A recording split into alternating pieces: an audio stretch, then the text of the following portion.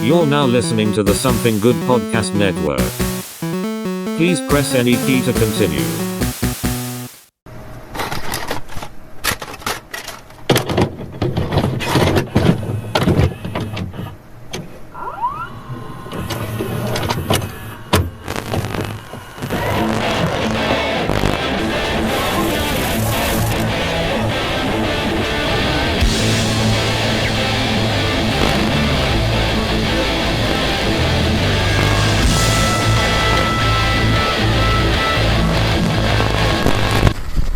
Alright everybody, and welcome to this week's edition of the Couch Potatoes. I was waiting for it. I'm Alex Morrison. And we have a third with us today, old Hey. Cap Nunn. What's up, everybody? I did not think we were going to see you again. Ever. That may or may not have been a constant running joke.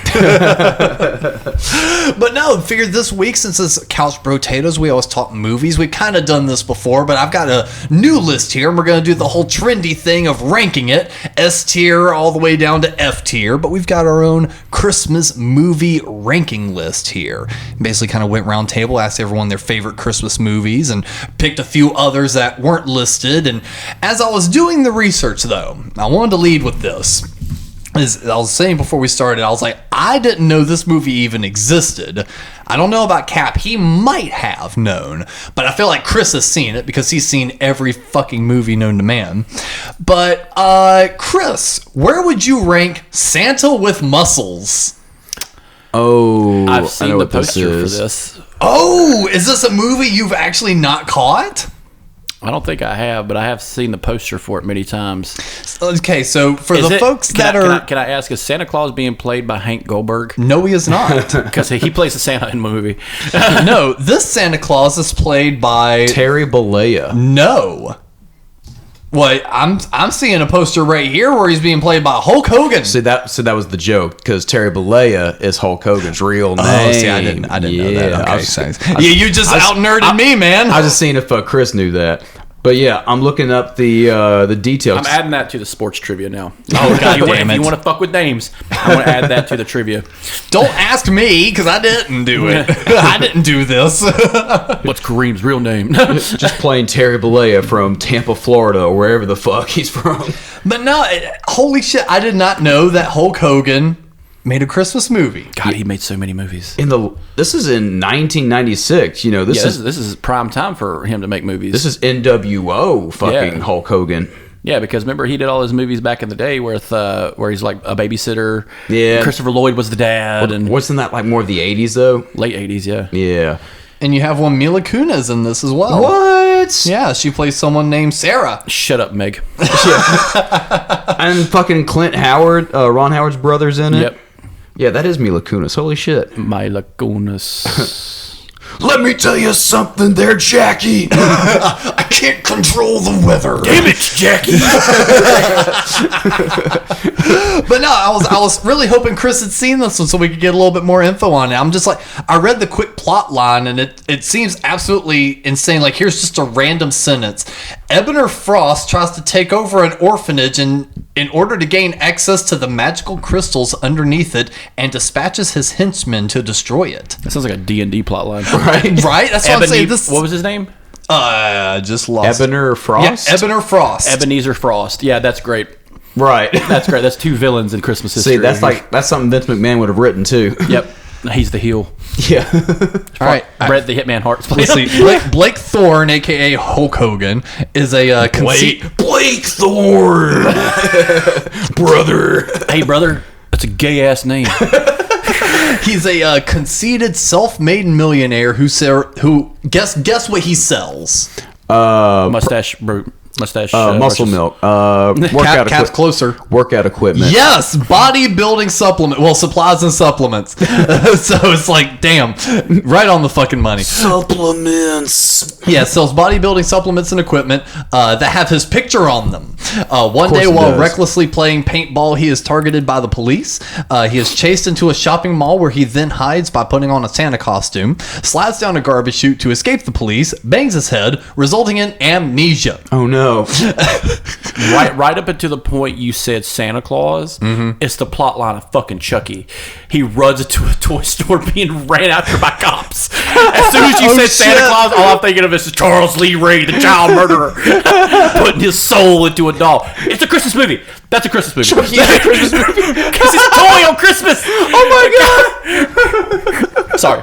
No, it's good. Hulk Hogan's Santa Claus and he's being chased by the devil. Yeah. And then mistaken by this guy named Lenny, played by Don Stark, he's mistaken by Lenny as the mall Santa. Then he believe that he actually is Santa Claus, and Ebenezer Frost is apparently an evil scientist that's trying to do all this. So once he discovers that he's trying to get the magical crystals underneath the orphanage,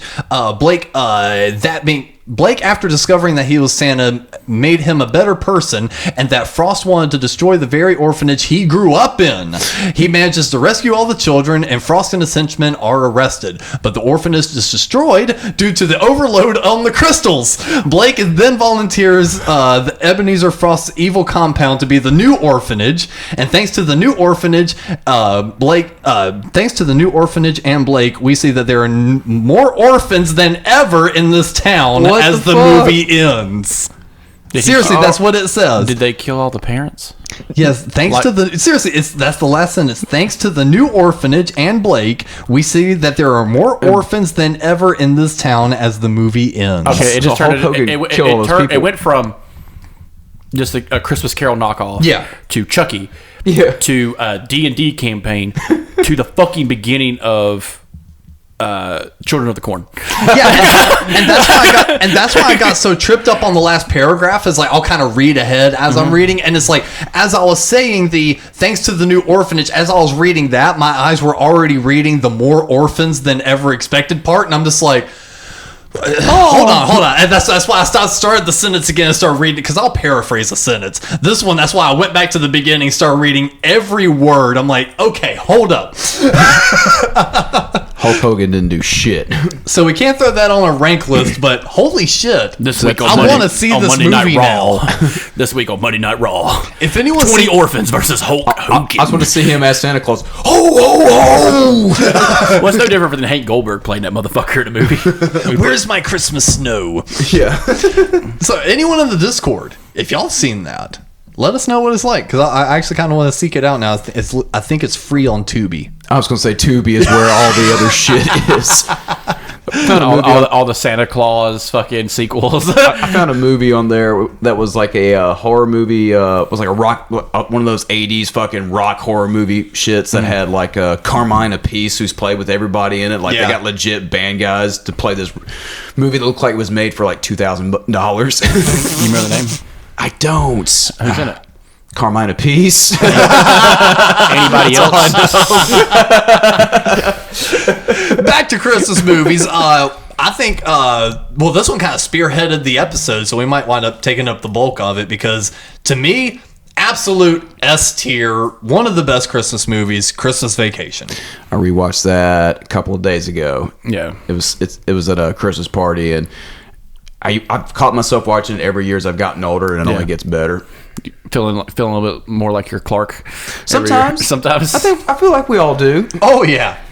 Clark is a man of consequence, like in every movie. Yes.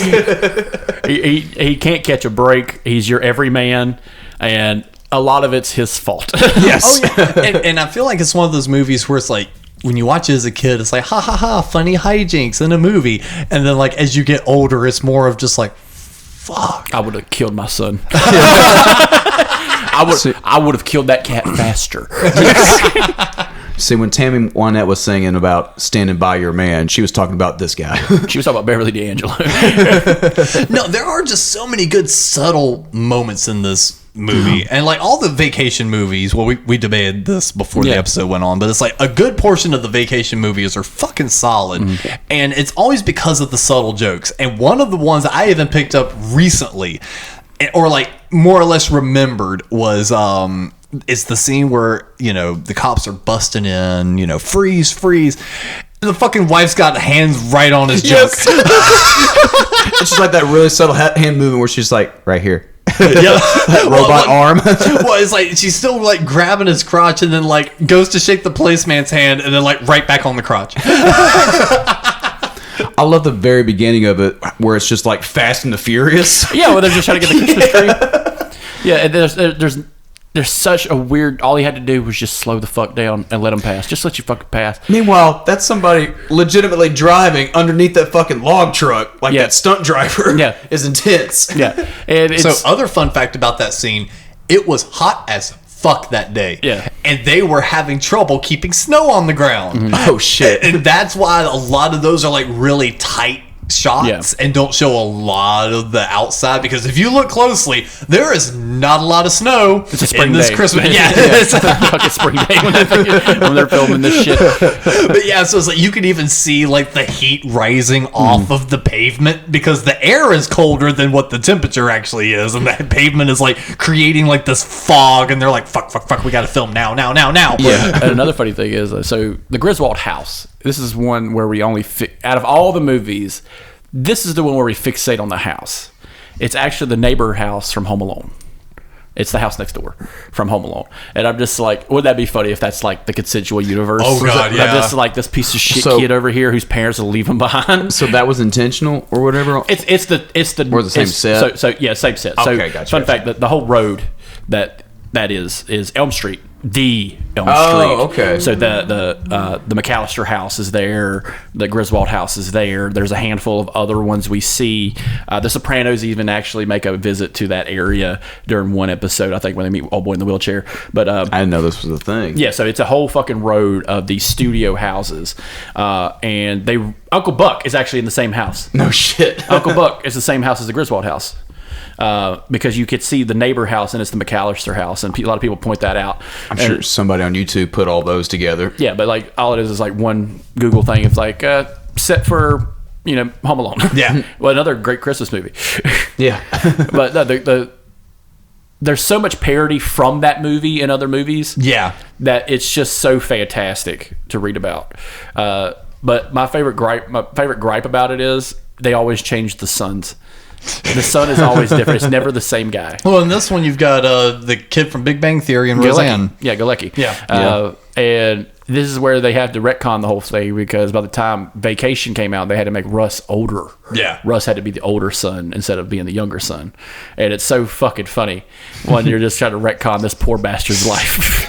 Because it never works out. It never works out for this man. No. And we actually find out what he does for a living in the movie. We find out that what his wife does on the low. Like, what do you do? I'm just here. What the fuck do you do?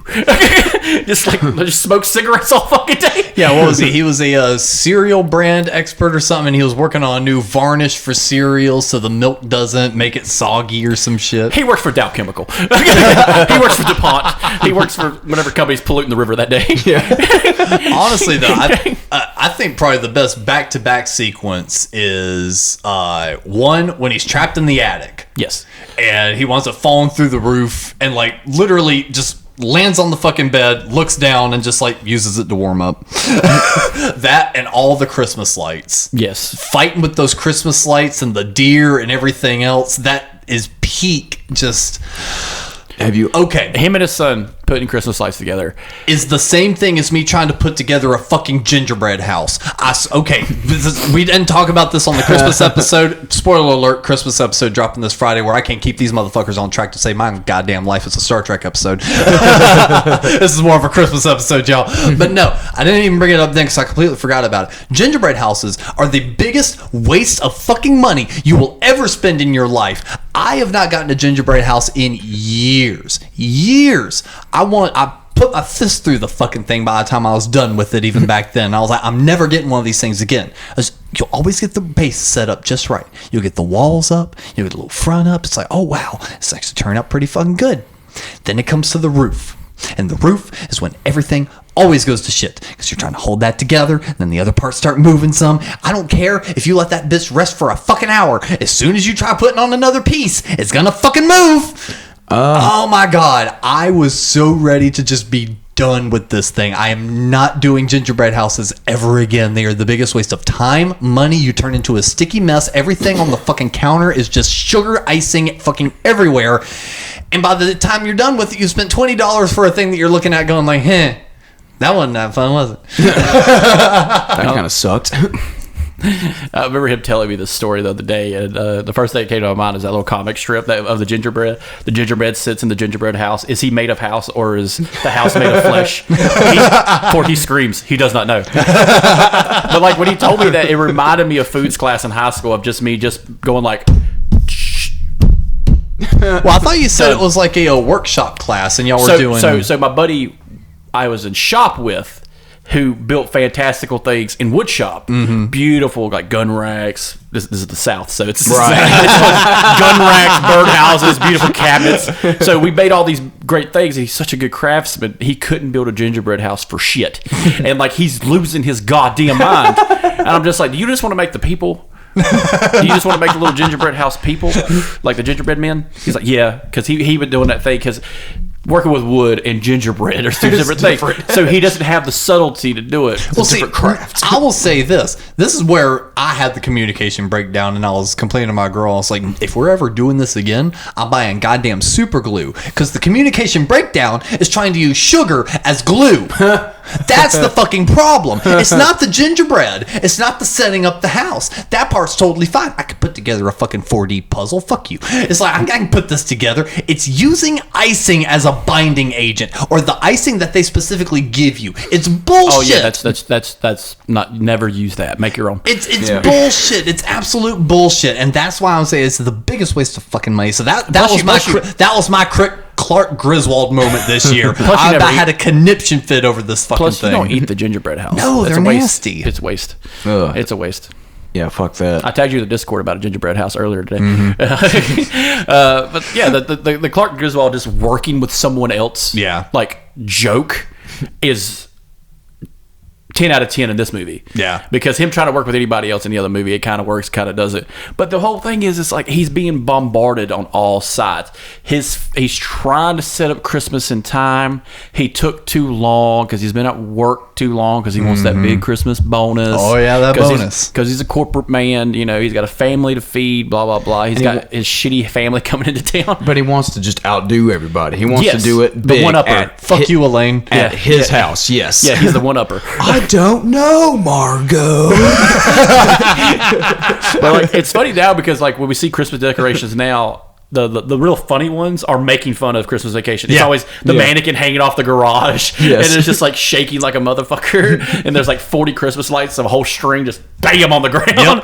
Always something fall off the roof. See, we never did that. We never got on the roof. Right. See, we did the trim, but I'm not. My dad was never like, I'm not climbing on that fucking roof. I watched Christmas Vacation, the documentary. I saw this dumb motherfucker. We know what happened. Yeah, we know what happened. I'm not getting up there with a fucking stapler gun. Yeah, I go with a stapler gun or fucking nails and a hammer, or my shitty son watching me fall off and trying to help me. But I think it's more S-tier movie because of just so many of the things, because it's like they set up so many things before the family even comes into town. Mm-hmm. And then everyone can relate to the extended family coming in. And no matter how well-intentioned they are, it is always a stressful event. Well, son, that there is an RV. Yes. It's because it's like you've always got the super particular in-laws, or the super weird cousin. Mm-hmm. It's like you've always got that one weird family. So they were able to really hit right on the money with all the different archetypes you will run into during the holidays. And it's so good. It's almost cathartic watching it, because you almost feel better being like, cool, I'm not alone. Well, it's more of it's just like, oh God, at least it's not that. At least I'm not the Griswolds. Right. Even his little monologue when he just loses his Christmas. Where's the Tylenol? Well, he's having that fucking breakdown. Everyone would put a smile on your fucking faces. We're going to be the holliest, jolliest group of motherfuckers outside of the nut house. So, funny story about that. This year, earlier in November, I took my mom to have surgery in Winston-Salem. I'm sitting in the waiting room with my dad. There's a lady sewing up this thing, making a Christmas sweater or something, right? And I look at it, and it's that saying, it's that speech. We're going to be the holliest, jolliest motherfuckers. And it's such a quaint old lady doing it. And she's like, oh, this is for my granddaughter. It's from the movie. She really likes it. It's got some bad language on it, but I was going to make it for her. So she could put on a sweater. And I'm just like, that is so fucking funny. This nice, like, Mrs. Rogers old woman. And it's like, the holliest jolly motherfuckers in town. She loves this movie. But I'm just like, that is so fucking funny because that was going to be her Christmas gift to her grandkid. And I'm just like, that is a staple in time. Yes. Because that's what makes it an S tier because everyone, you could hate the movie, you could love the movie, but you've seen the motherfucking movie. Yep. And also, and this is no slight on you, Cap, but like as two chefs here at the table, I say that lovingly because have you cooked a turkey? Have you cooked a turkey? No, I have not. Okay. Chris, how long would you have to cook that fucking turkey for it to turn out like that? First, I would have to hire the puppeteers from The Thing because that's what that was. The way it like just evaporated is not. You couldn't cook a turkey like that without turning it to charcoal. But like the way he cuts it open and it turns into like a chest burster from like Aliens. I'm just like. There was nothing in that thing to begin with. Beverly D'Angelo did this. She did this to fuck with you. And then you just hear there's something coming out of it. Like, it's like, oh shit, kill it with fire. Or like when he comes out of the garage with the chainsaw and the fucking hockey mask. Yes. Just chopping down the tree, son. But even that, it's just like you're so overdoing it, you just forget about reality. Yeah. And see, and I think that's one of the best parts of the movie. I know I've said that probably 3 times, but just like the reason it is a good part though is he's lost his fucking mind. Yeah. He's already had the big, Merry Christmas, where's the tile and all shit. He goes into the bathroom, he's doing all this other stuff. He walks back down, he feels the little knob wiggling. Fucking just chops it up. Fix the stairs, honey. Oh yeah, that's what my friend Reed said the other day. It's like that's whenever I'm like fixing something or I get something with a chainsaw, that's exactly what I say to my girlfriend. It's like, fix the pendulum, honey. It's such a perfect, beautiful moment of anarchy because it's like he does that, walks over to the eggnog, just dunks the fucking cup in there to get him a drink, and like nog. Yes, and it's just he is on rampage mode, and it's so beautiful because I have felt that around the holidays. I feel that weekly at my job where I just want to go in rampage mode of just it's fucking done. Just the beat down of this man, even when it's like, all right, we're at a high point right now. Everything that can go bad has gone bad. The family's gathered around. He opens up his Christmas bonus. Jam of the Month Club. Yeah, it's some fucking advent calendar bullshit that lasts for a year. So you get a monthly reminder of this bullshit. Well, hell, Clark, that's the gift that just keeps on giving all year. Eddie, I'm going to burn your RV to the ground and dance on the ashes. And he goes and picks up the boss. Yeah. Now, I will say my favorite scene in this movie, and I've said it a bunch of times, is Eddie asking for money. Yes. Yeah. The joke is so subtle. It's just Randy Quaid.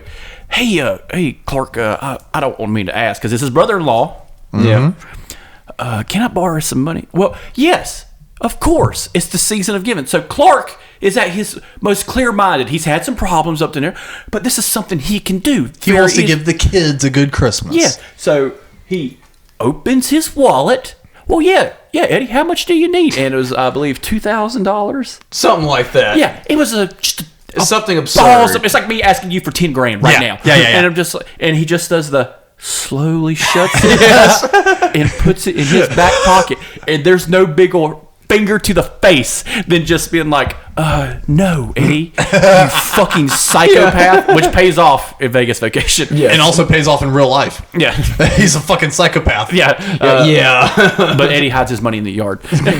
And also, great subtle joke when they're at the Walmart, whatever, and they're like packing in the dog food and all that shit. Clark puts like the pack of light bulbs on there, and Eddie's still just loading up dog food. Just let me just bust everything you just bought, Clark. And again, great subtle joke, never acknowledged. Clark never says anything. Like you see him kind of like look down at it, kind of like small nod, but just keeps pushing the cart. Yep. And there's just so many moments in that movie that just happen like that, where he's just like, It's added to the pile. Them the breaks. It is what it is. It is what it is. Fucking Beverly D'Angelo. I don't know, Clark. I can't tell you what. Are you smoking? Yeah. Yeah, you son of a bitch. We were talking about this before we were rolling on the last one about how much of a horny bastard Clark Griswold is. Oh my in all God, these movies. yes. And there's- ogling over every girl that passes him by. And there's no reason. Well, Beverly D'Angelo is the hottest person in town. I mean- you know he married the hottest girl in school. You know that. But, like, he sees... who was it? Christy Brinkley Christy in Brinkley. Vegas Vacation. Oh, yeah, get you that skinny bitch. Not this woman who's been fucking raw dogging you fucking since 1986. You motherfucker. You leave your ass for Clint Eastwood and a fucking orangutan. Yeah. So, fuck you, Clark. I think that was just a joke, but Chevy Chase is just the guy who has it all still wants more. Yeah. Right. Yeah, that's Clark. Oh, yeah. A Absolutely. degenerate gambler in Vegas. A shitty dad going to fucking Wally World who didn't bother to Check to see if they're check fucking to see- open. End up trying to kill John Candy for no fucking reason. Yeah. With a fake gun. I think this is just Chevy Chase in real life. Yeah. Oh man, that'd be fucked up, wouldn't it? With all the National Lampoons, just Chevy Chase. Did you haul a dead body halfway across the United States? Fuck yeah, I did. Yeah. And the dog was in the back the whole time, and I'm not talking about in the car. But no, I've been following you for 4 miles. You monster. so I feel we all agree S tier movie. Yes, absolutely. Did we miss any key parts of the movie other than there is so the much. fucking burnt cat? Oh god. Yeah, oh, I love that. Well, that's another part you were talking about subtlety is him like plugging shit in. Yeah. Just, dude. Every single I person. don't know dick about fire safety except for like in a kitchen, but like you would burn this house to the ground. It's like, you bastard. You just see the fucking like just imprint of a cat. Yep. As Chris also like eyeballs the power strip that's next to the couch that has like everything That's in it. 100% safer than what Clark did. Oh yeah, no, that one has a fuse in it. Yeah, It's- yeah. That's an expensive drop cord because Yeah. I knew I was going to be packing it. But in. I remember like growing up doing the whole like Christmas lights thing, and we at no point do we daisy chain 5 to 1. You know what I'm saying? 'Cause that's what he did. He had like the outside lights, the Christmas tree, a lamp, a heater, all plugged into one thing, and it was one of those cheap little brown things. Yep, I know. Yep. And we grew up seeing it at our grandma's house, but which was It had like Yes. 3 of them connected to each yeah, other. yeah. It was like a fucking Lego, like a Lego man of just like extended. Oh no, that's safe, honey. No, the fuck, it's not. You With dumbass. extension cords and shit. Yeah, and it'd always be like frayed extension cords from like yeah. years of service. And he's like, he couldn't even bother to use like an outdoor. Like we all know about this today, but back then it's just like, oh, I got this extension cord from the back of a truck that Eddie gave me. He stole it out of the back of the Lowe's. It sparks a little, Clark, but it's still good. It's good, Clark. It's good. Good. Meanwhile, Eddie's actually been thinking about that $2,000 he really needs that Clark just gave him the finger for. All right, Clark, you go ahead and do it, man. It's all you. Just can watching him just prepare his house for an inferno. Yeah. Go right ahead, Hey, Clark. The real theory of Christmas Vacation is Eddie's not dumb at all. It's like, oh, I'll go kidnap his boss. You know why? Because it's for him. Eddie's a ride or die motherfucker too. Yes. Crazy son of a bitch. Yeah. But moving on, another one y'all mentioned earlier, Home Alone. Yes. Yeah, that's S tier. Yeah. Catherine O'Hara just leaving her son behind is the greatest Christmas adventure we could all hope for. Twice. Yeah. That happens twice. Yeah. Meanwhile, Joe Pesci's just breaking in the house, going like, "Who's this fucking kid over here? I'll fucking squash his head through a fucking vice like a grapefruit." That's literally a movie they made a movie for. So that little snippet of the gangster flick he's watching isn't a real movie. They made that. They filmed it, cut it, stripped it, edited it, and put it in the movie. The keep the change, you filthy animal. That's actually something they filmed on the side just for this movie. That's awesome. And they did it again for the second movie. But no, like, it's a standard story. You know, we actually leave our kid behind. We don't really know what his parents do other than they're filthy fucking rich. Every fucking family in these Christmas movies is gotta be. ridiculous rich. They gotta be. You don't want to see a poor family on Christmas. Yeah, I do. Yeah, that's called that's Five-O. That's the story of Five-O goes west. But they're Jewish, so They're Jewish, yeah. Yeah. So no Hanukkah for them. Honestly, Christmas Story, out of all of the ones on this list, maybe aside from 1 or 2, this is the one I've watched the least. Home Alone. Mm-hmm. Yeah, it's what you watch it, you know it for good, like Yeah. forever. He's basically Saul for kids. Yeah. He's just he's doing all these terrible. Hey, Mr. Burglars. Yeah, and Yeah, like I watched it a lot when I was a kid, but not recently. I like the Family Guy parody of it, where it's like you see the burglars break in and they shoot him. well, they're just like it was like they open up the. Well, it's like they're outside, and like one guy touches the door. It's like, man, that knob's hot. Yeah, that's pretty hot, man. Hey, be careful with that. Let me put my gloves on. Yeah. Puts the glove on, opens it up. Hey, watch out! You see all that ice on the ground? Yeah, we could have slipped and hurt ourselves. And then the boy comes up around the corner. Ha ha ha! I've rigged up this entire house with everything. Boom, boom. Yeah. They're like, that was easy. There's only a kid in here. All right, let's go ahead and ransack the rest of the place. And that was another thing too. They actually incredible. had a great plan. While the families are away, let's rob them. That's the best plan. You know, if you're back in the 80s and early 90s, yeah, if I was going to rob houses, I'd do it during the holidays when they're not home. Yeah. But how buku fucking rich the family is, the dad and the wife. It's funny because the dad's in The Sopranos. He's the cop. So, okay, you like throwing out the plot holes. Here's my plot hole. Mind you, I've not watched this movie in a while, so maybe they explain it. Mm-hmm. They're that rich, okay? Money probably isn't that much of an object to them. It's more or less just necessarily. It's just kind of a number that's there. Mm-hmm. They couldn't have called a cab to go pick the son up and drop him off at the airport and fly his ass out there. They call the police. She calls the police in the town. Yeah, but that's not calling a cab and the fucking police, airline. Well, the police check the house. Yeah. And they're already in France by that time. So they call it out, they do a welfare check, and the police are so inept, completely inept, they don't go inside the house. Yeah. And the kid's hiding because he's fucking scared. Yeah. Yep. That's it. Other than Catherine O'Hara being a terrible mother, yeah, that's it. And the cops are terrible at their job. Because every house is being, on that whole road, is being robbed. Essentially, all I'm trying to say is like, hey, this movie could have been wrapped up in 5 fucking minutes. Oh no, our son has left. Okay, let me call the airport. I'm gonna get you a flight, and then I'm gonna get you, because it was the fucking 90s. You could have said a kid doing that. But like the whole problem, or the cops. The whole problem was it was so late before they realized what happened. They were literally landing when it happened. She's imagine being so disconnected. Oh, it's easy because she hates her son. She hates that boy. It's her youngest son. She hates him. He even tells her to go fuck herself pretty much in the movie. Yeah. She's like, I hate you. I don't want, if my biggest Christmas wish right now is I wish I never saw you again. That's what she said. That's what he said to his mom. That's what he says verbatim. Like, I wish I'd never see you again. God damn. And Catherine O'Hara's like, well, maybe. And the ice bite of this and the cold water running through this bitch's veins. Like, maybe it'll come true. Holy shit. Yeah. Movies back then were raw. Uncle Buck fucking raw about that shit. But Anyone got a favorite scene from it? Other than him brutally murdering those two. He never actually murders them, though. He just beats them up a good bit. But there are plenty of times those motherfuckers should have been dead. Yeah, the paint can alone. Yeah. Oh, yeah. That. Boom. Straight to the fucking dome. Out. The pellet gun to the forehead would have ripped through that fucking eye of his. Oh, yeah. All those tumbles down the steps. The first, second, and third degree burns these guys would have set. The nail through the foot, he would have died of tetanus months later. Like, oh, look, they're look at all this violence. Yeah. This is hilarious. Such a good Christmas movie. And not just that, he commits fraud. He commits wire fraud, attempted murder. Unless it's Texas, then it's a kind of a standing ground kind of thing. But it's not Texas. He breaks into his neighbor's house to do more terrible shit. Mm-hmm. And that goes into the second movie where he commits wire fraud again. I think my best part of this movie that I love is when Catherine O'Hara is trying to get back and John Candy's there. And he's just like, we're a polka band. You can ride with us. We'll give you a ride back to Chicago. And she's like, oh my God, thank you. And all I picture is John Candy from that proceeding into ruining Steve Martin's life in planes, trains, and automobiles.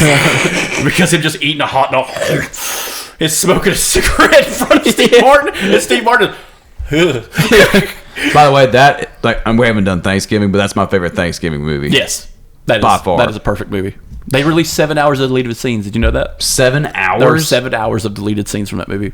Just like because of reshoots and the most fucked up things John Candy does in that movie. I was gonna say John Candy just cutting He's up. literally eating a hot dog and smoking at the same time. They took it out of the movie because it was just so like morose. And like Steve Martin's just like, that was this wildest thing I've ever saw in my motherfucking life. And I've been in movies for a while. Well, Cap, where would you put that one on the tier list? For a Christmas movie, yeah, S tier. Really? I'll give it an A. Yeah, I was gonna say I would go more A tier on that one. It all comes together at the end. Yeah. Where the family comes home. Oh my God. It kind of backstabs Catherine O'Hara because she did all this jumping and jiving just to get back, and her family is like right behind her like 10 minutes later. Yeah. It didn't take them long at all to get back. Yeah, right. And like this Kevin, what did you do to our home? What did you do to our fucking home? Yeah, it's pretty much. Whoosh! There's a fire breaks out. It's basically Bugs Bunny in this Yeah. movie. It's a Looney Tune. Yep. All right. Well, the next movie I've got on my list: Christmas Story, the original. S tier. S tier. I give it an A just because I've seen it so many fucking times. It's one of those things they need to stop doing. Yeah, I mean, like AMC will play this TNT. We'll play this on TBS. repeat like for weeks at a time. Yeah, and I will say that does. We watched it in school. I remember watching it in school. Yeah. I'm trying to recall. Like second grade. See, this one is hard for me because I usually jump between Christmas Story and Vacation being my two favorite Christmas movies. Oh no, they're like broad spectrum. Probably the number one Christmas movie of all time. Well, then why wouldn't it be an S tier then? Quality. Quality? I don't. I consider Vacation so much better. Yeah. It's just it's probably because of oversaturation. No, and I get that. Yeah. That's just my opinion though. Yeah, but no. I'm talking about like in the grand scheme. Right. That's why it's played 24/7. Right. Because people love that motherfucking movie. You just leave it on the background like a fire. You just leave it on the background. Netflix has got the game, but it has a little fireplace channel. It's either that or fucking TBS. And if you got TBS, you got Christmas Story. Yeah. No, I love this one because it's like watching it again recently. Like, I don't know, you can watch something as a teenager, fully understand every bit of the meaning, but then like with age and growing up more, you watch the same movie and it's like it beat for beat, but certain things just hit different. Certain things kind of lay different now. And I don't know, watching it again this year, I think it might be a favorite over Vacation, at least for this year, because of the way it's done, the visuals of it all, and I've gotten to the point now where like watching that reminds me of my younger Christmases. Of how like there was still that little bit of magic with Ralphie and the whole family, but then like seeing the dynamic of like the dad just really fucking trying, he's just fighting with the fucking heater, he just wants a piece of that turkey, his wife's not letting him have it, and then sure enough the dogs come in, fucking ruin the fucking meal, and what do they have to do? Eat Chinese. It's like he tried his fucking hardest to try to make a good Christmas for the family. The kids still loved it, but it didn't match up to his vision of what Christmas should have been. But for the fact that still all ends well, it's what made it the good Christmas movie, because that's a lot of my childhood ones. It's like you would build up the certain idea of what Christmas is going to be, and it may have not been what you expected, but it was still good. And I think that's just the overarching image of that movie and why I probably like it so much. Another part of it, it's essentially a true story. Yes, based on a whole bunch of short stories written by, I forget his name, but it was kind of published as a short story book, kind of telling, kind of like dramatized versions of his family's background in Christmas. And the movie goes far back enough before Christmas that we kind of get a mindset of what the household is like. Yeah. I think three of my favorite scenes is, one of them is the mom with the youngest boy putting on his brand new jacket. I can't put my arms down. And he's just like, Yep. and he's doing like that fucking T-pose the whole time. And he's like, I can't move. She's like, don't worry, you'll grow it. You'll be strong enough. And I'm just like, the dad just probably in real life was just smoking a cigar. Stop fucking complaining. Yeah. He's looking at his fucking pay stub. It's like, oh god damn it, stop fucking complaining. And like that's such a kind of a funny scene when you're watching like this poor bastard. Like he probably couldn't move because it's filled with fucking goose down feathers and fucking asbestos. Like, he can't fucking move. Well, it's because he had like 5 coats on. Yeah. The mom is over worried. The dad is overworked. I love the dad because he only wants one thing. and he gets it. Yes. And it breaks. Yes. Yep. The whore lamp. Yes. Yes, the whore lamp. Fragile. Yeah, the whore lamp.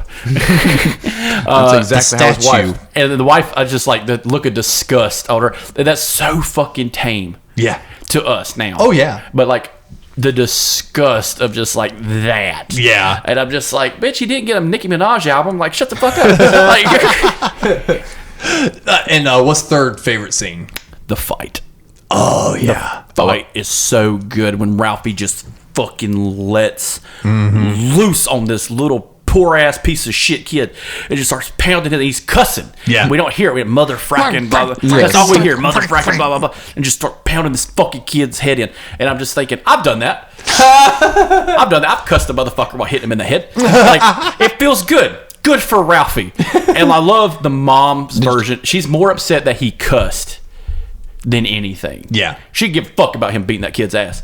A redheaded piece of shit. And like puts soap in his mouth. I was about to ask if you got the same treatment. And the dad kind of like in passing, he's like, yeah, good on you, kid. The weird Hank Hill dad. Yeah. All right, I'm not gonna talk to you about it. Just like, Or it's just your like- mom already handled the situation. It's like, I get it, son. Yeah, I get it. Kick his ass again. Watching it again this year, some of my favorites were when they're passing out the presents and the mom gives the dad the bowling ball, just like drops it straight in his fucking crotch. He's like, "Thank you, babe." And again, the reason why that just plays, drinking wine Christmas morning. well, and the reason why I feel that works so well is there wasn't like a lot of like that kind of joke and humor in the movie. So where all of a sudden you get a racking the nuts joke by a bowling ball, it actually kind of hits and it's funny because the entire movie hadn't been filled with fart and dick jokes the entire time. It's a nice slapstick, Yeah. levity joke. Exactly. And quickly following that, the fucking the bunny onesie.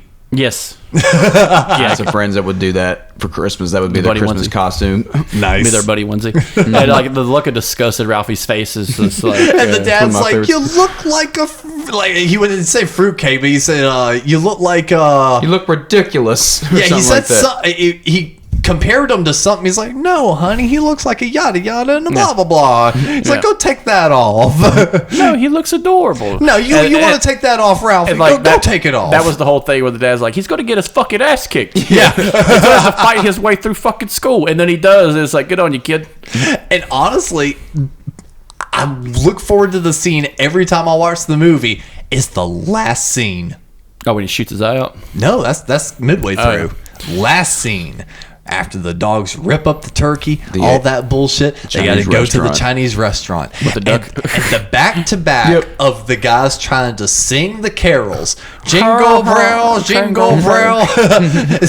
Hello. That mixed... Fa ra ra ra ra. Yes, the fa ra ra ra ra mixed with exactly what you said, the duck scene, and that part was always kind of funny to me. It's funnier now knowing that the actress that played the mom did not know the head was still going to be on it when it brought out, because they just said they're gonna sing, react, yada yada, then they're gonna bring out the duck, Merry Christmas to all, good night. And none of them knew that the head was still going to be on it. So, like, when it comes out, watch the mom. Her reaction is real. That, oh my God. And she's like, fucking horrific. Yes. And she's like hiding her face to like kind of like hide the laugh. Like the kid that plays Ralph, he's like looking over like, oh my God, but like kind of plays into it. And it's like, Mom, look, and like when he chops the head off, like those are all genuine reactions from the table. And the director's like, we're keeping all this. Yes. And you know what? That made it my favorite scene because it was just kind of funny to start with, but knowing they did not know that's what it was going to look like when it was brought out, and those are legit reactions. that's fantastic. Oh, chef's kiss.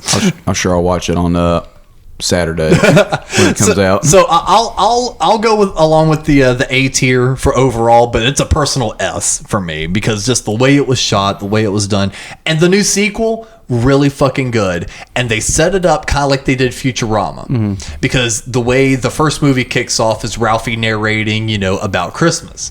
Well, without spoiling the new version that's on HBO Max, he's a writer in that movie. It ends with him starting up that story because something happens within it. It's a published piece that he finally gets, and they're like, "Well, read it to us." and he starts to read it. And it's the opening dialogue of the movie in which it fades into you see the kids running across the snow and everything else. So it's just like, oh, yes, this is like a really cool like 360. I like it.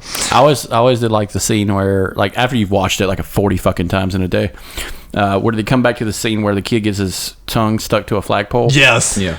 I wanted him to just be there. Just stay there. He's good. He's good. He's good. He's crying and bitching and fucking complaining. I'm just like, good. You deserve. Leave him there. You deserve all of this, you piece of shit. You redheaded fucks. And that's the one reason why they're redheaded, because they're not liked. I feel like we may be able to run through these next few a little quicker, but I still figured you have to add it in there. I always liked this movie. Jack Frost. But fuck no, that is not on this list. Die Hard. I always liked this movie, and it felt like I was the only person that really knew about it for the longest time. But I would say over the last 4 years, it's kind of gotten a resurgence, like, online. But Jingle All the Way. Oh, Arnold Schwarzenegger. Yes! With Arnold and Anakin. That year. And Sinbad. That year, I had the Turbo Man. Oh, really? He was a doll about probably 12 inches long. He didn't move very well. He was like a G.I. Joe. But it was all the stuff on it. Like It's turbo time. Yeah, it's turbo time. He had like a little button he pressed. His fucking chest lit up sometimes. He had the boomerang. Yeah. And it fit in his boot. Blah, blah, blah. Yeah, Jingle All the Way with Sinbad is fucking hilarious. I love like, it. this is doing a knockdown, drag out. It's fucking hilarious. I remember seeing that in social studies class one year before Christmas. Yeah. Oh, yeah. It was like the teacher's like too drunk to work. It's just like, Yeah. yes, there's a movie. Hey, turn on ABC Family. It's probably on that. Now, our schools didn't have cable. We had channel 1, 2, 3, and 4. Well, yeah. Oh yeah, we had Channel 1. Yeah, channel 1. Yeah, everybody had channel 1. Well, no, my school figured out a workaround. So we had channel 1, 2, 3, and 4, but they found out like if you connected like a direct TV box or a cable box to it, you could like feed satellite through one of the main channels, and that's what they did. Actually, I think Jingle All the Way, they had it on a videotape. Yeah. Yeah, I had it on VHS. Now, I remember watching on ABC Family. That's why I kind of threw that one out. That was the first time I saw it. And I don't know. Something about that movie has always been really great. It's got the kid from Star Wars. Yep. It's Arnold in his prime still. He's still doing fucking movies. It's like True Lies Arnold. Yeah, True Lies Arnold. Yeah, still in shape. It's scary. But he's trying to play like an average guy, an average Joe. I love it when he's like the average Joe, even Yeah. though it's like 6'5", hulked out. I'm just an average Joe. And that's another thing I'm about from Queens, New York. he's only 6'2", and they make him look bigger than he usually is compared to other people. Maybe it's the casting. It is because him standing next to Andre John and fucking I forget what the basketball player Julius Irving. Yeah. Yeah, but him standing next to those two motherfuckers, he looks like a midget. Yes, he does. But no, it is a go-to classic for that one era. Now it's because it's making fun of the Cabbage Patch Kids, the Tickle Me Elmos. It's making fun of the Black Friday assholes who are just like body slamming pyramids of toys and just like, man, you piece of shit. Only for them to get to the register. Well, this is damaged. I can't sell this to you. Yeah. I'll fucking murder you, bitch. Yeah, oh, okay. $24.95 is yours. Jingle all the way. 1990s money. But no, it is a little bit dated because a lot of the references, like, hell, there's no toy stores in malls anymore. No, really. So My dad actually asked me that the other day. Is there any real toy stores left? I was like, Toys R Us had a resurgence briefly, but yeah, it's all online or It's all Target gone. or Walmart. Amazon, Yeah. So no, for me, as much as I do like the movie, there is some bad acting in it. It's a little, Arnold. Yeah, it's a holiday, little weird. It's a holiday movie. Yeah. The holiday movies aren't meant to have Liam Neeson and fucking Morgan Freeman doing fucking Shakespeare. For me though, I'd put it in an A tier. Yeah, I give it a B. B. Yeah, I give it a because B of too. All right, we'll do B. Yeah, Sinbad. Sinbad as Kazam or whatever that fucking Yeah, that and one then conspiracy he was is. in Coneheads. Him and Eddie Griffith. All right, well, here's a bunch of the classics back to back. We were talking about like the classic like specials and stuff. Well, let's run through some of those. Frosty the Snowman. The 2D. 2D. Yeah. The 2D. directed by Rankin and Bass. Yeah, Probably like- listen probably to like something good for you for that one. Probably like because Cap's because it's a go-to, a B or a C. Yeah. Just because it Yeah. doesn't really hold up. Like, It was never my favorite. yeah. Really. Nah, I wasn't a big fan of that. The puppet ones were always fun. Yeah. When you're like We'll get real to little. those. But yeah, so Snowman. The Jack Frost horror movie though is fantastic. And the The sappy one. The sappy one where they killed the dad twice is Yeah. fucking brutal. Something about Fuck that movie. Something about snowman movies. The snowman. Just don't do them. Yeah, when you're enchanted with being alive during the time of global warming, it's not great. Because as we're doing this now, the low is like 33. Last week the high was like 69. So, Yeah, I will something like say that. though, we are going to have, at least in North Carolina, the Charlotte area, the coldest Christmas weekend since like 2004. Woo! Like the lows, I was reading them off to Chris in the car. The lows are going to be like 16, 10, 12. That's my jam. Shit like that. See, I'll be in like shit. West Tennessee, so Ooh, I'm sure yeah, we'll have get. some fun with that. So yeah, it'll be nothing to hold, no mountains to hold the wind Well, back. or there's anything actually like that. after you said that, I looked it up, and there's like a whole like brutal cold front coming in. And it's going to hit West Tennessee. Fucking A. It's going to be like 14. Have fun getting out of there. Woohoo! I'll come get you. Yeah, there we I'm go. unemployed. I can Bring get you. Bring your truck, bring everything. Yeah. No, and as Frosty was always my number one favorite. I mentioned that I in end the up other getting episode. stuck there watching Star Trek with your parents. Yeah, really. But Frosty was always the number one. But it's like I can absolutely look through the kid nostalgia glasses of favorite cartoon. It doesn't necessarily hold up when it comes to plot.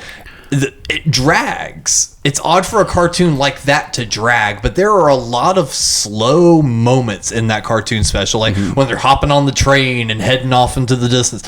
All of that just takes such a long time. And this movie also isn't very musical rich. There's a lot of just Exposition. ambience. Yeah, a lot of silence. So as much as I love the movie, I kind of have to put it maybe down to the B. That'd be a good movie to probably remake nowadays with like 3D? Illumination. Yeah. Yeah, do it like that. I mean, I'd give it a Not the- watch. not the- as long as the character design's right. That's the thing. People gotta get these character designs right. Don't do the whole like uncanny valley of Happy birthday. of the Polar Express where my everyone God. looks like Megan the android. It looks like the dark hollow eyes who came out of the snow. It's just like, are you describing a demon? Yes. Well, where would y'all put Frosty? Right. I say a B. Right there with F with Polar Express. Oh, come on now. I give it a C. A C. Yeah. I'll give it a C just All because right, well, it was we'll a go go-to C. growing up. We'll go C. All right, another classic right after that. Rudolph the Red-Nosed Reindeer. That's a Rudolph was the best reindeer. Rudolph Hess. Rudolph has the reindeer. No. I'll put that at a B. Yeah. B. Him hanging out with Vixen and getting blitzing. Blitzing with Vixen. I'm pretty sure that's a porn. And Hermes is there just watching. Fuck you, teeth boy. Just like back kicks it like a horse. Bow. Well, the thing is, I agree with you guys. It's not up there. Rudolph I never liked as much as Frosty, but the amount of classic songs from the special. Yeah. That's the amount of time they spent in making the song. Burl Ives. Holy Yeah. shit. Yes. And another thing I thought was weird is like, okay, so let me get this straight. All the reindeer who are trying to become, top tier reindeer decide to, instead of embrace the Christmas spirit about giving and brotherliness and all this shit, you decide to kick the shit out of the one freak. freak, The one weirdo. And I'm just like, that is a odd turn that to do the X-Men plot of the fucking Christmas movies. It's just like, this guy's a freak. Oh, fuck him. And it's just like, what the fuck? Rudolph the Mutant Reindeer. Did Stan Lee write this? Oh, it's an allegory for civil rights. What the fuck? About reindeer? Well, wasn't Hermie being the dentist? Wasn't that an allegory for being gay too? Probably now. Back then, it was just for the guy who was like, I don't want to be set in my ways. I want to go out and be somebody. Yeah.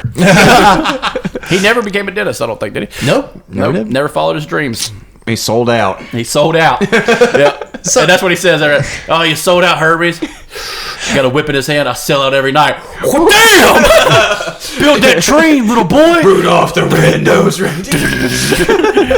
And the thing, Testing the I Hello like Kitty drum about set. the thing I like about this conversation though is you guys are actually calling him by his correct name. If you guys look at some promo materials, like stuffed animals, cards, shit like that, a lot of them list Hermie as Herbie. Yeah. A Herbie. Seriously, like official printed merchandise will list him as Herbie. Herbie the gay elf. I catch myself saying Hermes like the Greek god. Yeah. But he's also like classically drawn too. Like, Yeah. like even the 3D model of him looks like it should have been just a 2D cartoon. And also, props to these motherfuckers doing all the stop motion stuff. All right, Rankin and Bass. Move his arm 2 centimeters. All right. Click. All right, two more centimeters. Okay. Click. And it's just like, did we get that? Nah. Fuck, I didn't have film in the last 50 shots. God damn it. Just throw the shoebox against the fucking wall because you know that's what it's on. It's on a fucking shoebox. 5 hours you get like, eh. Yeah, exactly. I've been working 4 days. What'd you get? And it's just like 3 steps and an AC/DC song. That's all you fucking got? Yep. Fuck yeah. Good thing we spent all that publishing money. We'll sell this shit and be rich as fuck. So even though Rudolph wasn't my favorite growing up, I'd have to rank it higher than Frosty, though. I rated it a B. The soundtrack. Yeah, I'll give it a B. The soundtrack definitely saves this. Yeah, because that's what I was gonna say. The songs are always memorable. One foot in front of the other, and then that was in that one, wasn't it? Yeah. You'll put one foot in front of the other. The Rudolph and song soon itself. You'll be Yeah. rocking out the door. That's in that, right? Plus, it works out at the end. Yeah. The movie. I'm not sure if that song's in there, but it's one of the Christmas movies. Or the one where It's not the Heatomizer one, is it?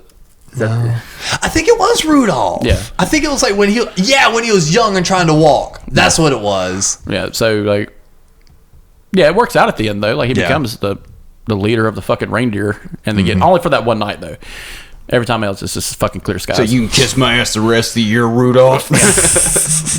Who let you in the house, Rudolph? All right, I'm gonna be curious to see what you guys have to say about this one. Another Rankin and Bass, Little Drummer Boy. Oh, fuck that movie. It's such a stupid fucking movie. So I remember It's a stupid movie. I never liked Little Drummer Boy, and my grandmother had this Rudolph and a Peter Cottontail one. Yeah, it was like Easter Rankin and Bass. My great grandma had the Little Drummer Boy on the little 45, and on the other side it was, I think it was the Rudolph song was the A side, and the Drummer Boy was the other. And it's just like, what kind of mental gymnastics do you got to put in to have a drummer boy part of the fucking nativity scene? Like, I don't think Lars Ulrich needs to be part of the Three Kings. You know what I'm saying? Just like, I don't need to hear a fucking Dream Theater drum solo while I'm thinking about Christmas. No. I don't need to See, You know, I don't need that. now I want to see the remake where it's Lars Ulrich or Tommy Lee as the Little Drummer Boy. Hermes going into the cave to look for the giant monster, and it's it's fucking one. Taking my arms, taking my legs. Walking out. Yeah. But it's Vince Neil. Yeah. Like in the one meme.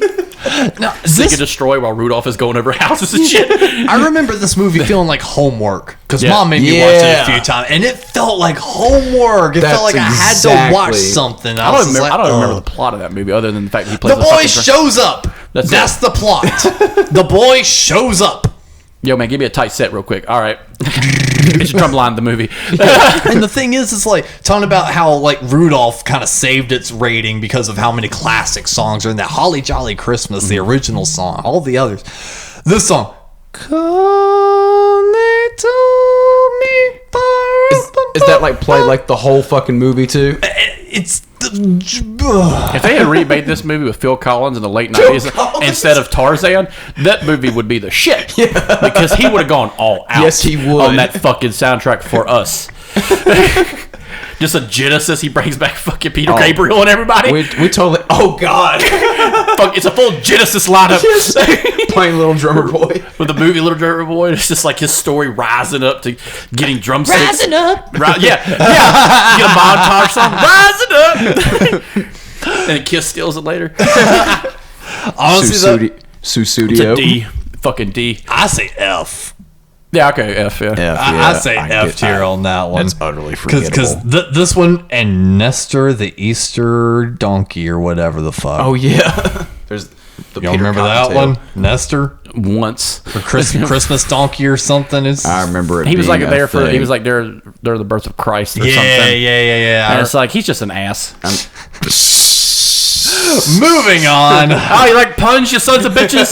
Huh? Ho, ho, ho. All of you and your fucking wives. I was like, we went there. It's like, God damn it. You're welcome. All right, Chris will have a little bit more nicer things to say now. Christmas Carol. Yes, so the classic story of A Christmas Carol, Ebenezer Scrooge, the miser piece of shit, who just sees three ghosts: Christmas past, Christmas present, Christmas future. Standard holiday tale about just being a piece of shit. Yeah. It's been told with the Muppets. That's the one I had. It's was been the told Muppets. with Scrooge McDuck.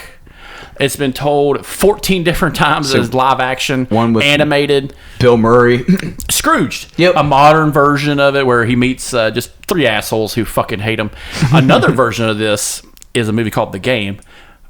I would do this later off air because of the mental gymnastics I have to do to say that The Game is a Christmas Carol is fucking intense. Sean Penn is the asshole. But no, it's the classic tale.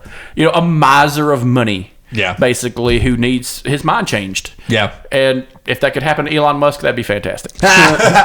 Kanye of Christmas past. Oh my Have god. y'all- Shows up. Oh my god. Have y'all did a called song with any Rihanna. plays of this? Have you Yes. seen it live? Yes. I saw it in, I think it's, what is the Playhouse down here? Coliseum. No, it wasn't the Coliseum. It was like Metrolina Arts. Oh, I know what you're talking about. Yeah. because we The saw Arts that- and Center. Yeah. Yeah, the Arts. So we saw that during the tail end in like freshman year of high school. We saw it because I went with a bunch of 10th graders because I took a certain English or some shit. But anyway, we went there and saw the Edgar Allan Poe stories too. Yeah. Same, like within a month later. But yeah, they had offered like a bunch of like schools to come down and watch it. It was pretty neat. The effects are fantastic when Yeah. you see it in a stage play because there's a lot of cool shit they do. They make they injected so when the Ghost of Christmas Past showed up, Ebenezer's boss showed up. They cooled the room. Yeah. They injected air into, and it's just like it's fucking 40 degrees outside. Why do you have the air on? And it's just like the temperature drops, and it's fucking cool as shit. Oh, yeah. But he's just a haunted man who like spits on his like accountant and tells his kid who's got cancer to shut the fuck up. And then he has a change of heart. Hey, little boy, what year is it? Go fuck yourself, you rich old prick. How about I come up here and burn your fucking house down? Huh? You fuck. That's the Long Island version. No, I caught a live version of this one time. I was dating this girl in Roanoke, Virginia, and her family were like big time Christmas freaks. Was it like the one in like the 80s? Or no, was it the one that was made in the 70s? It was color? No, we saw it live. You saw the play. Yeah. Okay. That's why I was sitting here going, I was like, fuck, if all these kids were from the 70s, they were fucking good, man. But no, I saw it live one time, and that was probably my most enjoyable experience. Otherwise, I've never been a big fan of this movie. Yeah, it's just the story is what the brings it. story is good. And like the turn of the turn of the story a little bit with the Muppets. Yeah. And like it's Michael Caine. it's what's his name? The two old men. Those guys, yeah. Waldorf and and fuck. anyway, those guys. Wardolph and fuck. Yeah. Anyway, it's the two they're two of the same guy. They're Yeah. Scrooge's boss from back in the day, and the whole story of his boss was don't let money ruin your fucking life, man. Yeah. Enjoy yourself. Christmas present. Hey, you see your buddy right there, the guy who works for you. They're gonna starve to death because of your piece of shit. Christmas future, you're gonna die at a grave that no one's going to give a shit about. They're going to use it as a pissing hole. And this is like, that's how you'll be remembered, you rich old prick. Bob Cratchit is going to be like, I piss on your grave. It's hell for everyone. Yeah. Or where would we put Christmas Carol into this I'll one? put it as an A just because of the story. A. Yeah. I But it's hard to deviate from the story on that. It's like, because everybody had their own version of it. Scrooged is the weirdest version in the game. Yeah, I'll put it as an A. A. All right, we'll roll with that. All right, after that, Wonderful Life. Oh, that's a fucking S, man. For me. State your case. State my your case. He's the best man in the town. He's literally the most morally upright man in this whole shithill town. And it's technically the story of, it's technically a Christmas Carol, but it's only It's like a reverse one guy. But it's one guy that's doing it, an angel. So the whole story, just a quick rundown. He's going off to college. His brother goes fights in a war. He can't go to college. The family has this a credit union which is different than a bank. It's more about changing money than adding interest and everything. It's a place where you hold your money, basically, for safekeeping. And they give out, because so many people put money in the bank, we do loans for people. We all put $3 in the bank. We have $9 between us. You need $4. Here's $4. Don't fucking freak out and pull your goddamn money out, you fucking piece of shit. I'm trying to help the town. And that's the whole purpose of the credit union. And there's a guy who has a bank, and he's trying to get a hold of this credit union as much as possible. He's trying to discredit Jimmy Stewart. Jimmy Stewart's got to stay in the town. He has to change his whole life. He can't go to college, be whatever the fuck, Mr. Smith goes to Washington. No, he has to stay in the town. He meets a girl. He devotes his life to this woman. They get married. They have kids. He starts running the credit union. His brother comes back from the war. He's going off to college now because he didn't die in World War I. So, and it goes slowly into the 20s. Now, the 20s are a tumultuous time for credit unions because, people can't trust the fucking money. There's no FDIC, for you who don't know, that protects your money from being lost by the bank. But this old man is trying to ruin Jimmy Stewart for the whole fucking time because he has creditors he answers to, and it's a board. And it's a whole, like, monopoly scam, pretty much. But the uncle has to run the deposit from one building to another. He's crossing the street, and the uncle, because they have so much people invested in the credit union, they have a big deposit to make in the federal bank. He drops the deposit.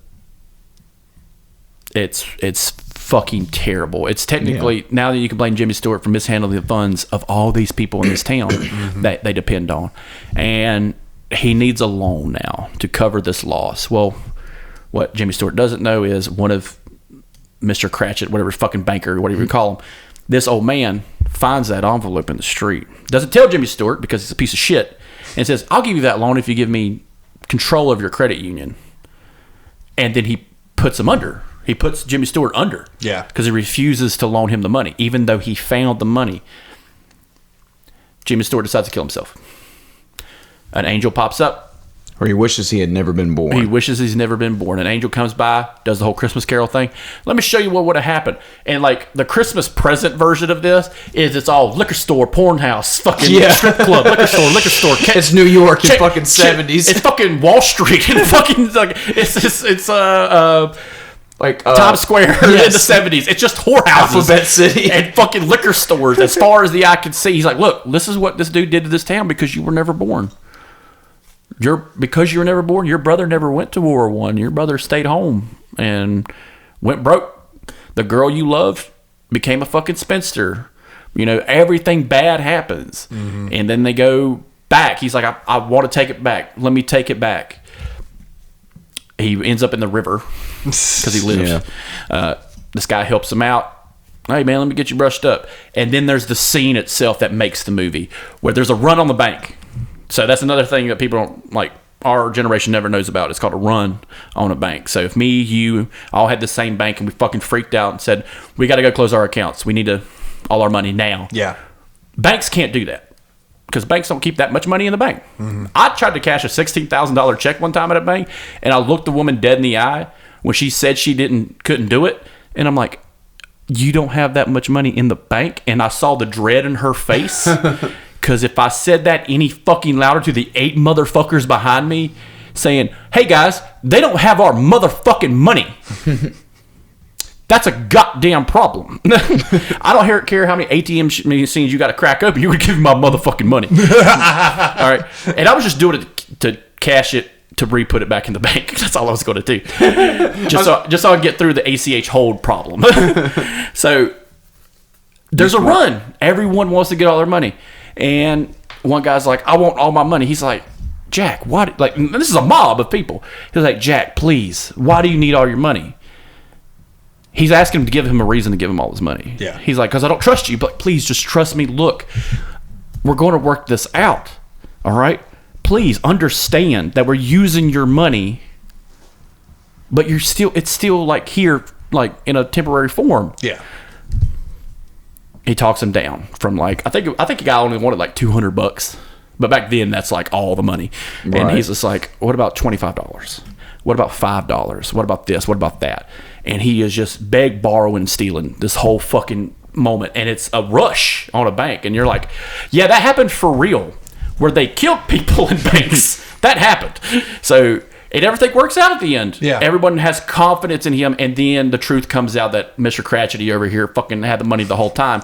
And instead of Jimmy Stewart choking this man out and watching the life leave his motherfucking eyes like he should have. I'll kill you, you son of a bitch. You son of a bitch, I'll kill you. And just choke him the fuck out.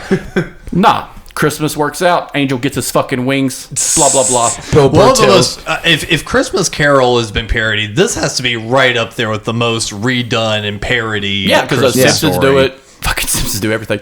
But the Simpsons did a great version where Homer loses his wallet in one season, and it had all the credit cards he had just paid off. Yeah. And they were going to use it for Christmas. That was one episode. And it was just like, I wish I'd never been born. And it's just like, no, you don't, Homer. Shut the fuck up. Shut the fuck up. So, Cap, where would you put Wonderful Life? Because I know Chris has to put that in an S. I put it at an A. It's been a while since I've watched it, but it's a very Jimmy solid Stewart movie. just losing his mind is hilarious. Yeah. This movie bores the fuck out of me. Yeah. I'm looking at a historical standpoint of just like, I know, you history buff. yeah. I like Jimmy Stewart a lot, and with the yeah, kind of. If he can tell John Wayne to go fuck himself, he can tell that old man to go fuck himself. Exactly. Where did you say for this one, Cap? A. A. You concede with an A, Chris? I'll concede with an A. Or you got a hardcore We'll go average with it an out. S? It's fine. I'll strap you to the chair and make you watch it again. Do bullet Clockwork- points. Do bullet points. Pause it. So here we see a 1938 mainstay of Panic. So he's sitting there like Alex and fucking Clockwork Orange, just like, which I also rewatched recently. Merry Christmas, Yes. you piece of shit. Just drinking milk all casual and shit. Well, let's do a few more here. This will be controversial at the table. Charlie Brown Christmas. I like Charlie Brown Christmas. I like Charlie Brown Christmas. Yeah, it's pretty solid with their shitty tree. Hold up, wait a minute. I can go into the Couch Potato and Something Good archives and pull up all the fucking times you shat on the Peanuts. I don't like the Peanuts. And now you're sitting here going Charlie Brown Christmas is not bad? It's not the best. I'll concede. But it's just Charlie Brown and the Peanuts, man. Yeah. Peanuts Gang Adventure. But if you don't like the Peanuts fan. gang, then I'm surprised you would like I this concede movie. it's a Christmas movie. It's a mainstay. Well, yes, I would hope you would concede that it's a Christmas movie. No, I can see that it's one of the mainstay. It's a mainstay movie. Yeah. Yeah, like everybody loves fucking. Snoopy's just like piling femur bones, outside of his house, Yeah.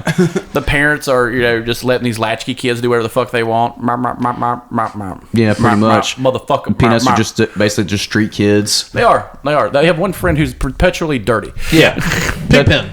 And you forget about the He's other. the- You forget he's the about Kenny. You He's the forget Kenny about. of the group. You forget about the other Peanut, Franklin. No. That they kind Franklin's in this one. I know. Yeah, Well, he's all over it. No, you're just story. trying to create an agenda, No, Chris. no, the story of Franklin is fucking hilarious. I know it is. But yeah, fuck them kids. I would say with this one, not necessarily because of all the different plot points. Guys, this is gonna ruin our play. But the music in it. Vince Guaraldi Christmas music is literally the soundtrack to my Christmas. Well, all the instrumentals and stuff, man, it's really fucking great. Like well, so like when you're doing the Christmas times here, there's a version of that's on the soundtrack that's just super piano heavy and like all these different strings and shit. It's fucking great soundtrack. So I love that one. And I also like the fact that out of all of these Christmas movies, even though we've had like, Christmas Carol and Wonderful Life that kind of deal with some heavy subjects, Charlie Brown just gets right in front of it. He's just like, everyone around me is feeling really happy and holly jolly and just, I don't get it. I don't feel this. Damn it, Charlie Brown, why are you always the sad kid? Because I have fucking cancer, you piece of shit. Look at my fucking head. Oh, fucking Charlie Brown, fucking sad boy over here. Yeah, fuck the sad boy. Yeah. Yeah, why don't you go open up a fucking fraud psychiatry office, you fucking bitch? Hey, why don't you go wash your fucking friend? Huh? You bitch. I have cancer. I'm fucking dying. This dog was a Make-A-Wish dog. But I dug how... But I dug how, they just kind of get in front of that, where it's like so many of the movies almost kind of like beat it into your skull of like, be happy, it's Christmas time, be happy, be good person. Charlie Brown was just like, fuck, man, I don't know. Like, I know Christmas is what it's about, but like, I don't Hey, care. Lucy, you fucking... This is your family celebrate Hanukkah, you lying cunt. Pulling the football away from me when I'm trying to kick it, you piece of shit. I got a busted tailbone. I'll never walk good again. Just complains like a fucking NFL player from the 70s. And originally, this whole special was sponsored, which means they paid for a lot of it, was sponsored by Coca-Cola. Yep, I knew that. Back when cocaine was in the Coca-Cola. Nah, not back I then. think that's not by that point. Different time. But Was that speculation? This is before. No, that was real, but I think it was out of the formula by then. Yeah, that was the 1800s. Like no. Cap was like, that's the 40s, right? 1840s. Coca-Cola. But no, it's one of those weird sponsored content things that got Yeah. that then it became popular throughout, because then Coca-Cola being the brand of Christmas, Yeah. with their goddamn polar bears And Santa Claus. Oh man, that was fucking huge when I was a kid. Santa Claus drinking a Coca-Cola, and like you had cards, posters, postcards, and shit.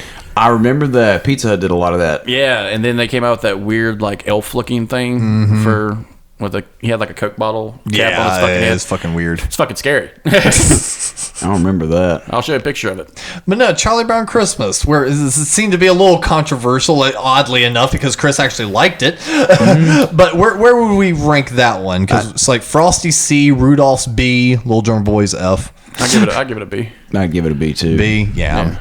And it's also pretty interesting that they constantly play this on ABC, yet there is a heavy Christian message behind it. Well, that's the whole truth about the author too. The author of Charlie Brown. I remember when school. You remember the chicken soup books? Yeah. Yeah. So those are Christian stories.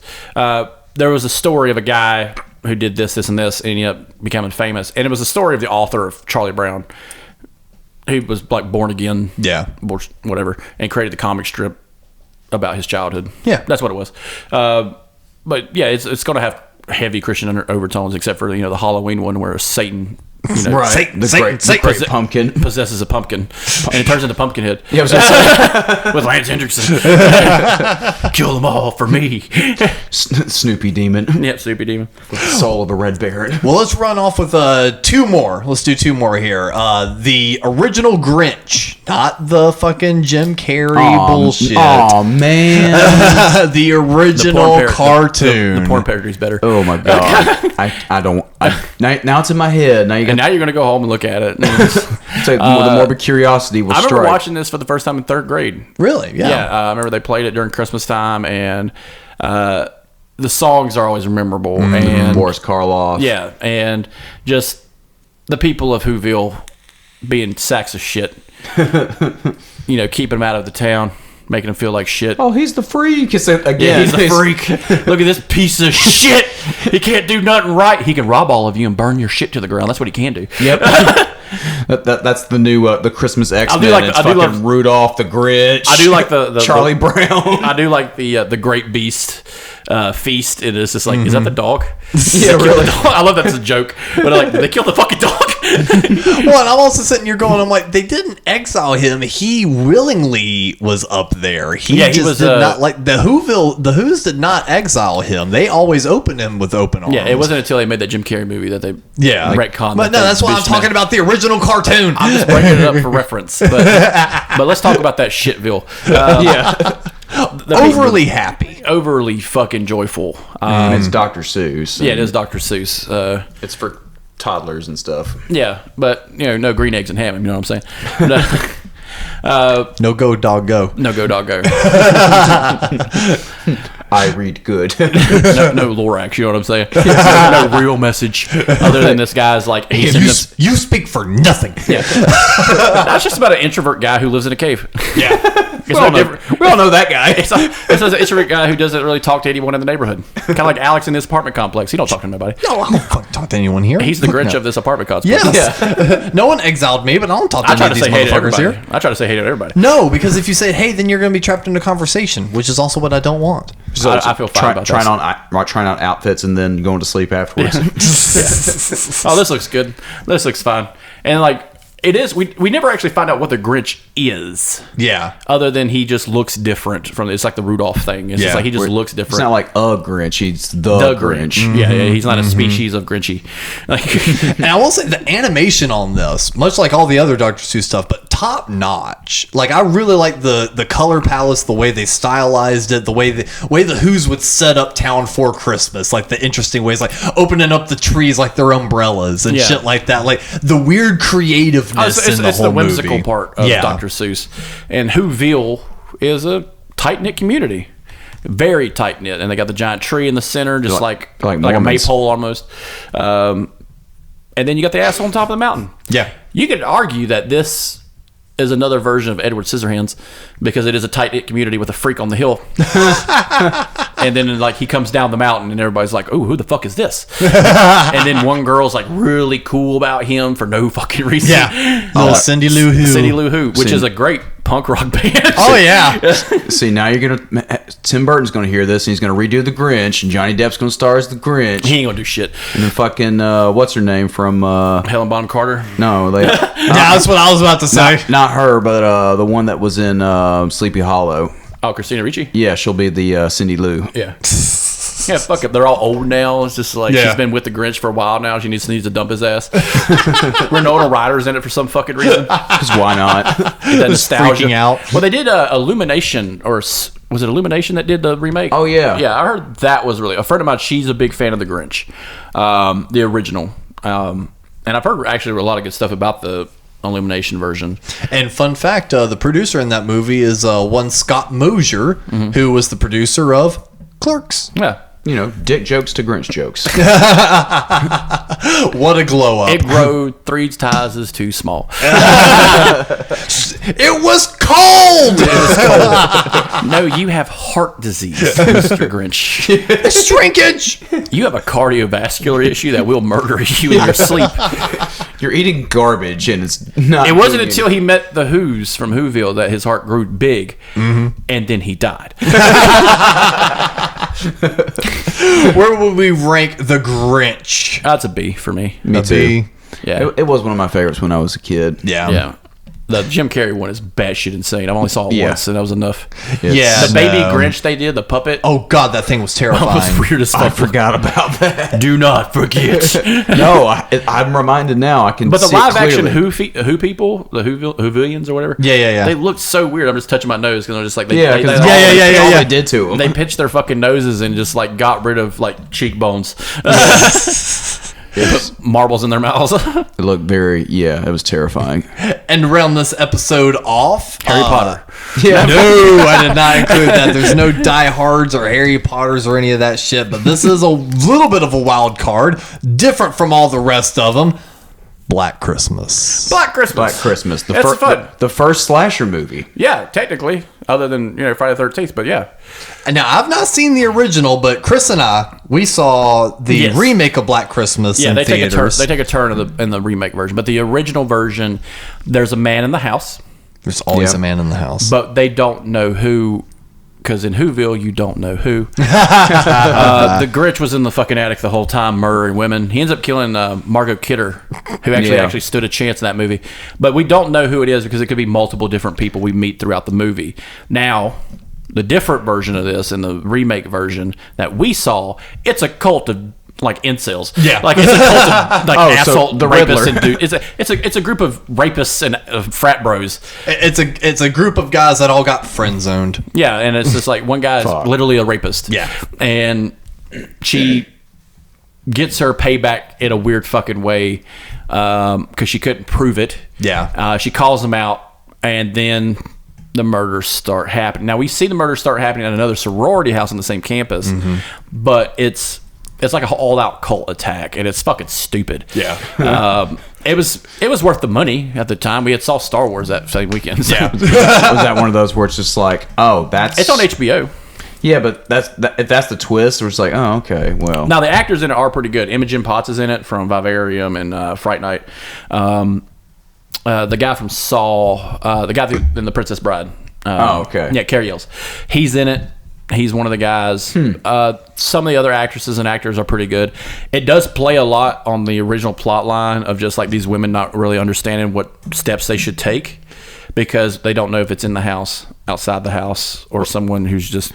What's in a sorority house? Yes, or something it's like a that? sorority house. And Okay. the original, it's assumed that it's the main girl's boyfriend who's been killing all these people. But that's when we get, it's a spinoff of this is when a stranger calls. That's where that movie comes from, is because there's a stranger call in the house. And then they played onto it on the fib of babysitters getting peeping Toms coming to the house while they're babysitting. So that's where that movie comes from. Got it. So that movie is the progenitor of all these movies. Now, is the original a little bit more like Christmassy? Because Yes. I remember watching the remake, and I'm just like, other than just like elves and fucking calling that dude a yeah. rapist. Yeah, I was It's not gonna, really I was Christmassy. gonna say that there's like one outside scene with a bunch of like houses all decorated up and shit, like the sorority section. That was it. So- it didn't feel very Christmassy. The original Black Christmas is very festive. Yeah. On a lot of parts. The college is leaving. Everyone's leaving. They've put up all these decorations. People get killed with decorations. Nice. Margaret Kidder, I believe, gets killed with a crystal unicorn. That's a Christmas gift. And she gets stabbed with it, again, covered in Christmas lights in the basement. Nice. Or in the attic. She's in the attic. They find her in the attic. I also like how it's supposed to be a sorority house, and Margot Kidder and all the other actresses are like 30 years old. Yeah, so like, it's the original, just like adults playing the teenagers. Yeah. Yeah. Yeah, it's just like, how old's Kevin Bacon? No, that dude's like 26. Getting laid by this 16-year-old girl and put an arrow through his neck. It'd be fine. It'd be fine. Everybody be cool with this shit. It's the Baconator. But another one, like I will say that as a horror movie is A, but as a Christmas movie, probably like a B or a C. Yeah. Yeah. If you're not, that's not what you're looking for. You know what I'm saying? Yeah, I threw that in there as just the little random wild card at the end because I just figured that at least that be one funny. in the Krampus movie, they're just like, yeah, the horror Christmas time is fun. But another one we didn't talk about is Nightmare Before Christmas. I had that on the list, but I just figured I'd leave it off. Yeah, because I'm not. It's more of a Halloween movie. It seems like it's hard. It's a hard break. Right. Right. Hot take: it's a Thanksgiving movie. Sure, why not? Well, because it happens in between. It's election day movie. It's an election day. Happy first Tuesday of November, you pieces of shit. it's a great 4th of July movie. Yeah. There's so many different holidays. I remember somebody made like a skit of another version of it. Yeah. Where he goes to Hanukkah Town instead of Christmas Town. He's like, "Hey, is this Hanukkah Town?" And this little rabbi walks by. No. It's Christmas Town. I'm Pope Schnitzel. What the fuck do you want? It's like, it's fucking hilarious. But yeah, that's. But yeah, all the little 14-year-old Hot Topic girls will be mad that we didn't bring that Is one Hot up. Topic but still a thing? No. Yes, it is. I'll be goddamn. I would have got that wrong on Trivial Pursuit. Well, I'll be goddamn. Merry Christmas. You know, you're getting older when, in our generation, when we're like, is Hot Topic still a thing? Spencer's is too. Good for them. Yeah. That guy just wanted to give out cool gifts to all his friends. Yeah, exactly. Get a poster of Rihanna and a mug that says "fuck myself." I don't know shit about fuck. That's what a mug says, and I got a kick And a lava lamp. and a lava lamp shaped like a dick. And the blown glass titties with the fucking electric Yeah. shock thing in it. Because why not? Talk about gifts here, guys.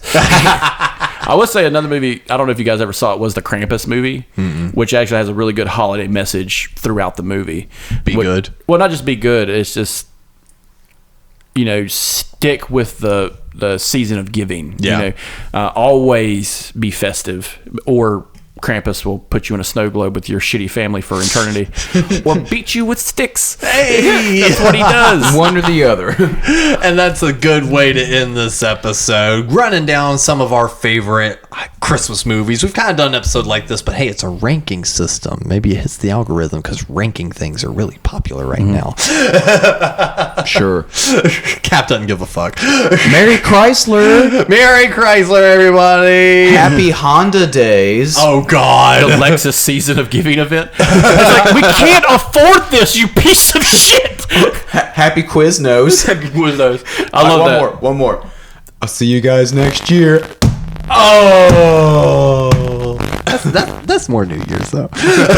Can you record me beating the shit out of him?